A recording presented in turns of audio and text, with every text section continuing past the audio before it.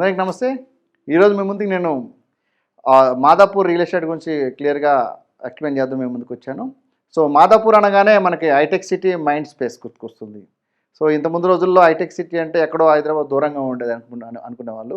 ఇప్పుడు మొత్తం మైండ్ స్పేస్లో అన్ని ప్లాట్స్లో ఐటీ కంపెనీస్ కన్స్ట్రక్షన్ అయినాయి, లక్షల మంది ఎంప్లాయీస్ వర్క్ చేస్తున్నారు. కాబట్టి మాదాపూర్కి రియల్ ఎస్టేట్ అనేది ఎప్పుడు ఫర్ ఎవర్లా ఉంటుందన్నమాట.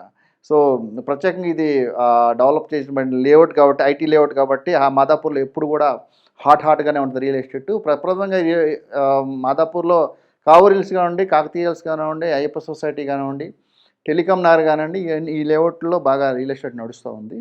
సో కమర్షియల్ అయితే మాదాపూర్లో 2 lakhs నుంచి 2.5 lakh 3 lakhs వరకు ఉంది.